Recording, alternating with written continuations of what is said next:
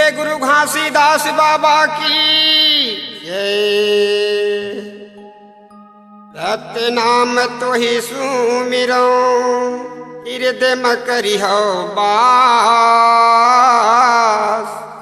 श्रोता मंडली प्रेम से सब कहिया सतनाम।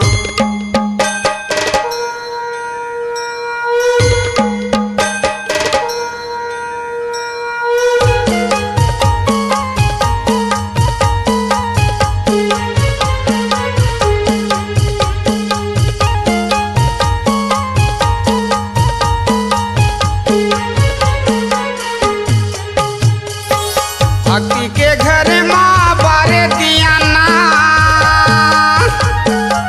भक्ति के घर माँ बारे दिया ना।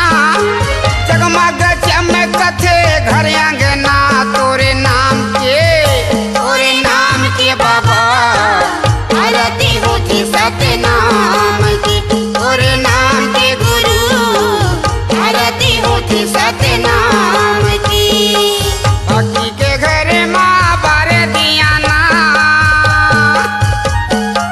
भक्ति के घर माँ बारे दिया ना।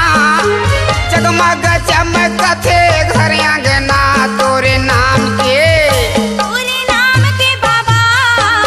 आरती होती सतनाम की तोरे नाम के गुरु। आरती होती सतनाम की।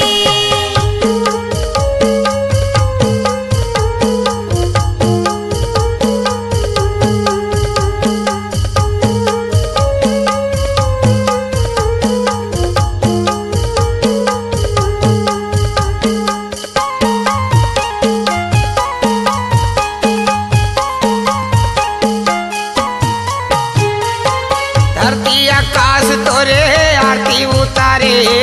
पावन पुरवैया तोर चंवर डोलावे। ओ गंगा मैया तोरी चरण पखारे। संत महंत सब तोर गुण गावे। धरती आकाश तोरे आरती उतारे। पावन पुरवैया तोर चंवर डोलावे।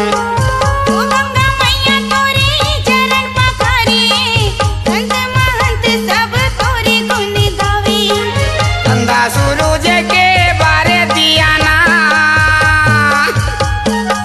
चंदा सूरज के बारे दिया ना।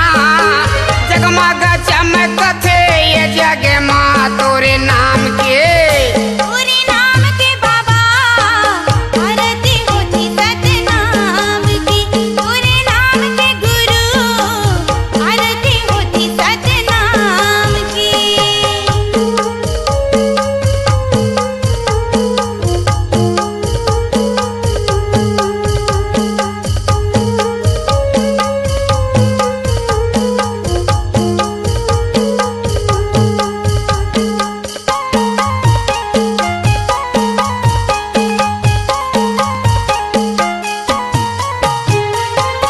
आरती होते से देखा में के पूरे सपिता सतनाम के।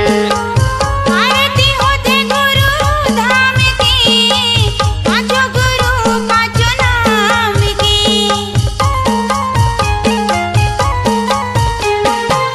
आरती होते से देखा में के पूरे सपिता सतनाम के। आरती होते गुरु धाम की पांचों गुरु पांचों नाम की। आरती होते तोरे सृष्टि के रचैया। आरती होते तोरे सृष्टि के रचैया। पालनहार सब जग के पलैया तोरे नाम के बाबा। आरती होती सतनाम की तोरे नाम के गुरु। आरती होती सतनाम की।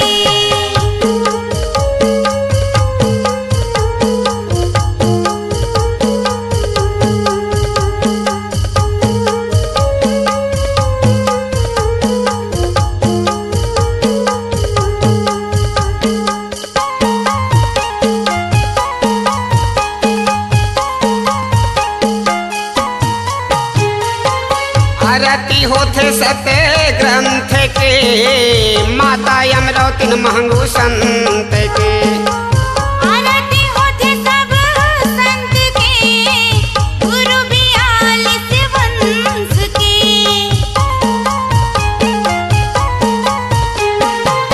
आरती होते सत्य ग्रंथ के माता यमरौतिन महंगू संत के